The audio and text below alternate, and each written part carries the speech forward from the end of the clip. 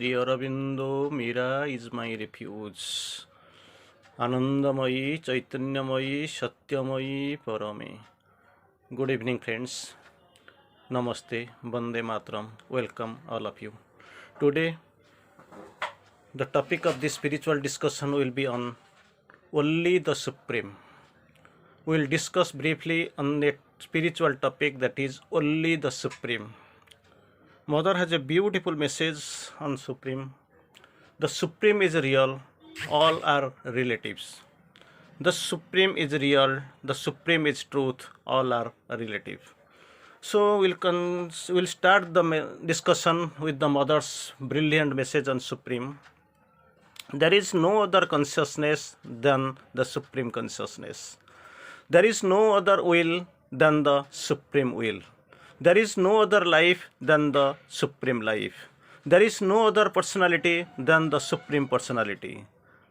So, the one and the all, there is nothing else. Only Supreme Will, only Supreme Consciousness, only Supreme Life, only Supreme Personality, only Supreme, that is truth, all are relatives.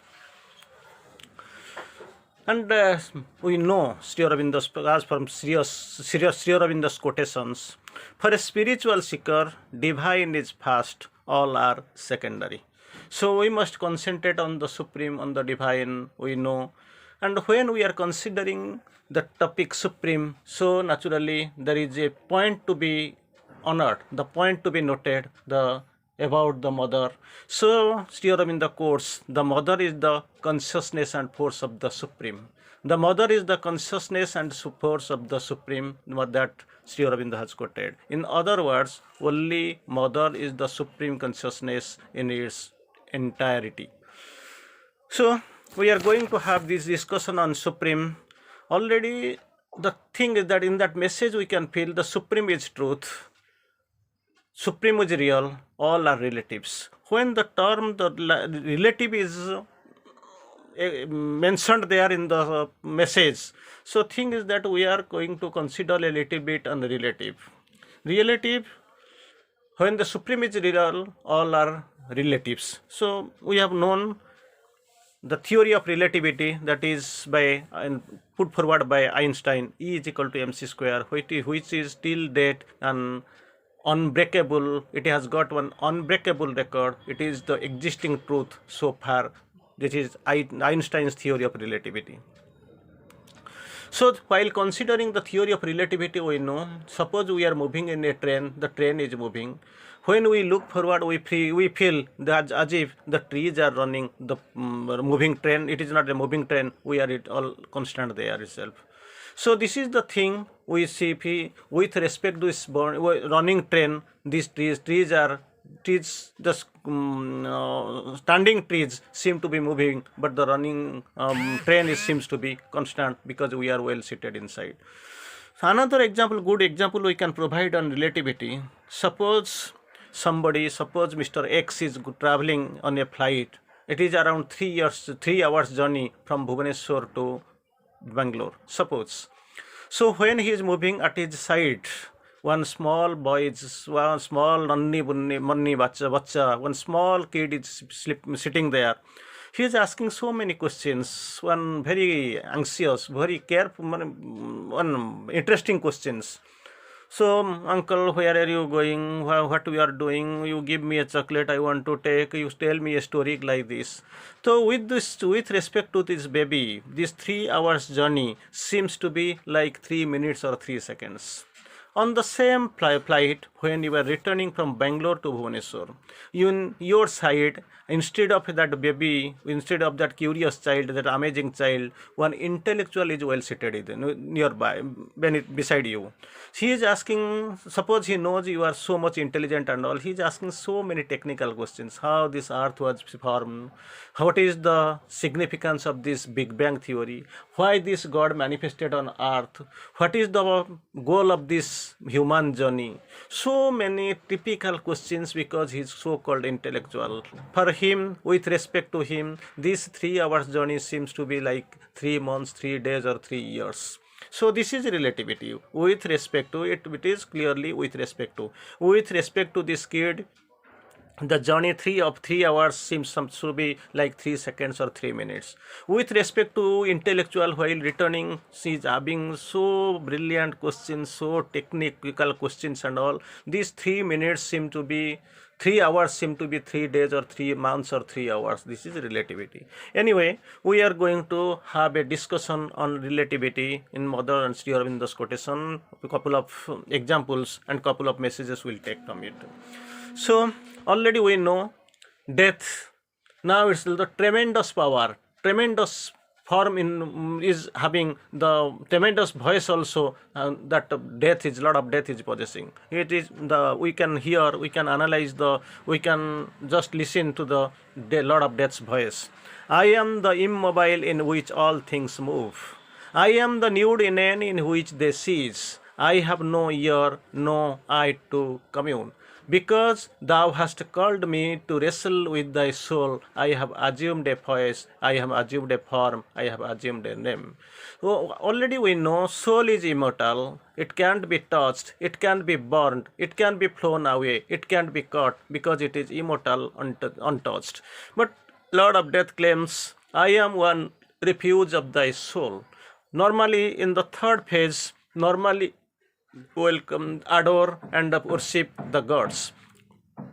There Lord of Death claims, the gods whom man prays can help not man, they are my imaginations and my moods, reflected on them by the Spirit's power. These they have been created, they have been brought forward, they have been produced by the reflection of my own inner whim, reflected on by my Spirit's power.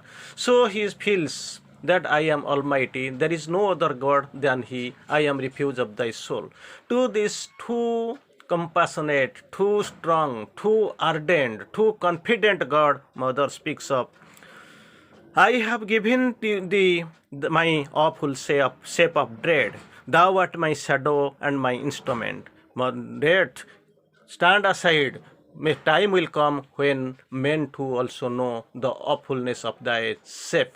So, with respect to us, the entire world, the mortal figures, this great Lord of Death, that is the divine, that is the omnipotent, that is for that there is no other, no greater power than him. But with respect to Mother, the Divine Mother, actually this Lord of Death is only a relative force, only a very small force. It is something like his force at work, doing her work, being surrendered. So another example we can give also on relativity, on relative we'll see. Sometimes when we are seeing that one mountain is standing and at the very adjacent side of the mountain there is a deep river that is flowing. So ordinarily when we ask people, they see river is a river and a mountain is a mountain. After some time when they are getting saturated or sufficiently scientifically developed, they feel rivers are not river is not river or mountain is not mountain because it is all constituted with atoms and molecules. After some time, suppose one non-scientific person, when he is lifted upwards from a big height while traveling and moving on a flight, he sees from a big distance, from a top height, very height, he will see that the existence of this hill or mountain and the existence of the deep river, that is not there because all seem to be plains only. So, with respect to this initial stage when the child is standing, he feels that river is a river, mountain is a mountain. With respect to this learned man, he is feeling all are made of atom and molecule, river is not river and mountain is not mountain. Then third thing, when the elevation of consciousness, when we are moving or upward in the spiritual elevation is there, then we feel from the great height that the size of this mountain and this river almost same, almost lying at the equivalent level. And in the fourth level, when we passed in the consciousness is elevated when we are speaking upwards in the consciousness, then we feel everything is God fulfilled in outwardness. So there is God is the creator of this mountain, God is the creator of this river. There is God in outward or in inward, inside the river and inside the mountain. So these have got no existence, only God. So Sri Aurobindo speaks of beauty is his footprint showing us where he has passed. So this has been created, and on them God has passed. The world is God fulfilled in outwardness. So couple of lines we will see. For those who wish to lead the spiritual life, divine is all for them, nothing else. Divine comes first, everything else comes must be secondary, because this is the truth. Only supreme, only divine is the truth, nothing else. So when we are talking of the gods and the goddesses, everything is there. Man, we must have some few lines on the supreme descent and supreme coming forward for the purpose and all. We'll discuss little bit. Sri Aurobindo speaks of, he made nothingness his living room. He made nothingness his living room. In the nothingness, he made his room to stay for his living. And a night, a process of eternal light. This night, capital N, this night, what you see, that deepest night, that darkest night, that is the process of the eternal light. So, from it, the light has to come forward. And death, a spur towards immortality. While we'll see death is a spur towards immortality, and his consciousness dived into inconscient depths. Then what happened? Why we are seeing? These are all the things, as we know. Supreme, before the manifestation, at the time of manifestation, she sent 4 powers. Truth, here it became falsehood. Light, here it became darkness. So that original thing, consciousness, became inconscient. Immortality, it became mortal. It turned into mortality. So the opposite characteristics they have gained. So to bring it back to its original position, that was involution, and in the evolution, the reverse process, Sri Aurobindo, the divine sent the powers. Supreme power descended, but it could not work. For that, the Supreme has taken birth on here, and he is working in being wrapped up, so that he is guiding the evolution, he is carrying away the evolution, he is leading the evolutionary process, so that this evolution can touch its apex and originality can be regained. For that, the Supreme has come. Sri Aurobindo speaks of this. He made nothingness his living room. Here he made nothingness his living room. And a night, a process of the eternal light. This night he made a process of eternal light. His consciousness dived into the inconscient depths. Then what happened?